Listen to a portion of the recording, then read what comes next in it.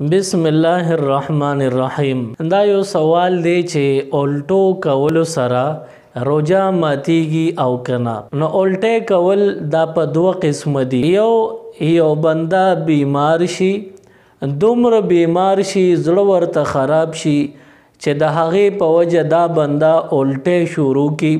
نو اوس دې بنده که ډېرې الټه وکړې هم او که لږې الټه یې وکړې هم الټو کولو سره روجا نه ماتیږي. د الټو کولو دویم قسم دا دی، یو بنده دی او هغه په زړه باندې بوج محسوسوي.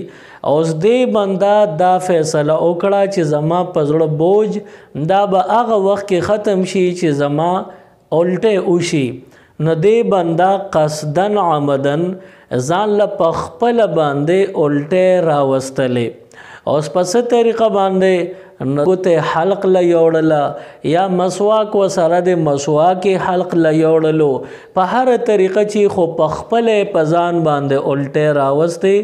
نو اوس دا الټه دا که په ډکه خولي وي نو دې سره خود به خود روجا ماته شوه، او که نه قصدن عمدن ځان له الټه راوستې دي خو هغه الټه څه ډېرې نه دي، په ډکه خولي نه دي، داسې معمولي شان دي، نو دې سره روجا ماته نه ده، په شرط د دې چې دې بنده به د دغې الټو نه قصدن واپسي تیرې کړي نه وي.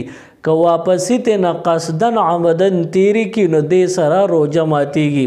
دا یو خبره لږه ضروری ده چې الټه په ډکه خولې او په نیمه خولې دا څنګه وي، د دې پیژنګلو به څنګه کیږي. نو کتابونو لیکلی دي په ډکه خولې باندې الټه دې ته وایي چې یو بنده له الټه رالی او دې پې دا خوله بنده کړي چې زه نه تویوم نه غورځوم، نو د ده پې خوله نه بندېږي، بې قابو شي او بې اختیاره د ده د خولې نه تویږي.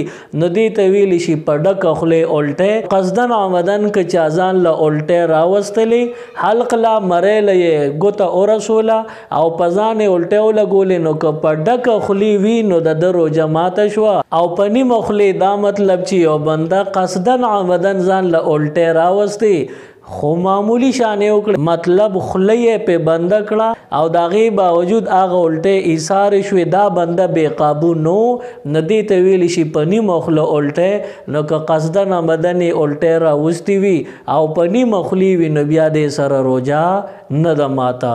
او کومه چې د بیمارۍ او د عذر په وجه چې یو بنده ته خود به خود تکلیف جوړ شو، زړه ورته خراب شو، نو که لږې وي که ډېرې الټه وکړې دې سره بالکل روجا نه ماتیږي. मजीद Islamic videos देखने के लिए हमारे YouTube चैनल दीन और दुनिया को जरूर सब्सक्राइब करें और बेल आइकन जरूर प्रेस करें ताकि हमारी हर एक वीडियो की नोटिफिकेशन आपको मिल सके।